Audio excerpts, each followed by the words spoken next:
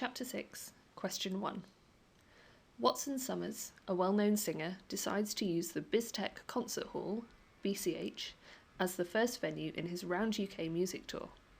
During negotiations, the BCH manager, Jim, informs Watson that the hall will hold 3,000 people and the acoustics are suitable for the performance of your musical repertoire. Watson's concert is sold out. However, only 2,500 are admitted on the instructions of the local police, and the acoustics are so bad that a large percentage of the audience demands its money back. The adverse media publicity affects ticket sales for the remainder of Watson's UK tour. Advise the parties. This is a problem question on the law relating to misrepresentation. You will find that most, but not all, misrepresentation problem questions can be addressed with a similar structure. Firstly, you must establish whether there is a false statement of fact. Secondly, was there the necessary inducement, i.e., did the statement or statements induce the party to enter into the contract? And thirdly, what type of misrepresentation was made? Establishing on the facts what type of misrepresentation was made will help you to address the possible remedies that may be available. Remember that when you are asked to advise the parties, your answer will need to address possible remedies available on the specific facts of the question. Also, do not forget that if any of the statements constitute contractual terms, you may have to address remedies available for breach of contract, but this will depend on the facts of the specific question. The IRAC method will be used in the answer, as a clear and logical structure can gain additional marks and can help to ensure that you address all of the areas raised by the question. You can address each legal issue raised by the question using the IRAC structure, so IRAC will be used on a number of occasions throughout your answer. You may also want to use subheadings to help structure your answer. However, be aware that some examiners would prefer that you did not use subheadings, so you may want to check this with your module tutor. First, you should identify the legal issues raised by the question. Here, you are asked to advise the parties on any potentially actionable misrepresentations made to Watson Summers by the BizTech Concert Hall manager Jim, and if so, what possible remedies might be available to Watson. You can then start to outline the relevant law. Your answer should include a definition of misrepresentation, an unambiguous false statement of fact made before contract by one party, the representer, with a view to inducing the other party, the representee, to enter into the contract. The statement must have been intended to be acted upon and must actually induce the other party to enter the contract.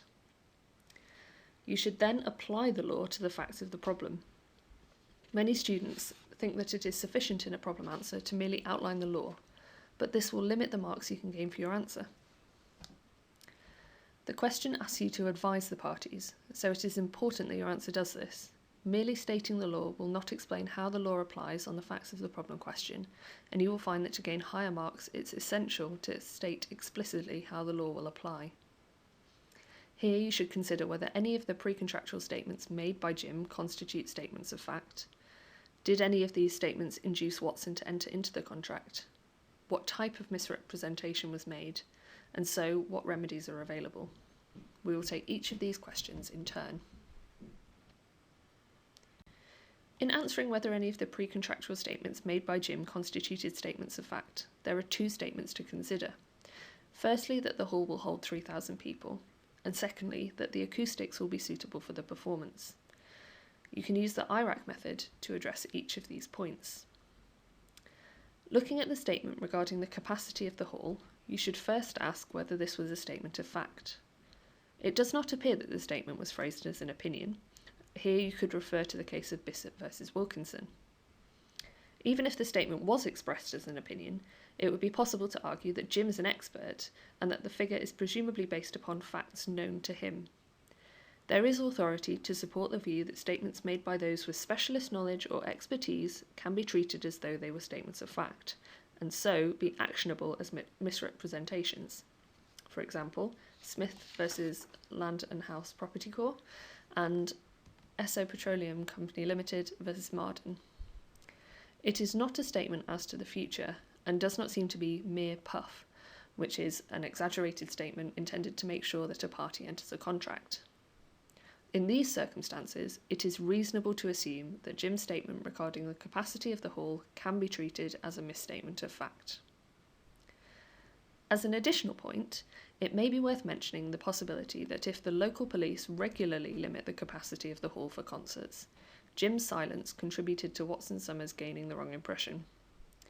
In such circumstances, your answer could consider briefly whether the statement constituted a half-truth, which can therefore amount to a misstatement of fact. Suitable authorities to refer to here would include Nottinghamshire Patent and Brick Tile Company versus Butler, or R versus Lord Keislant.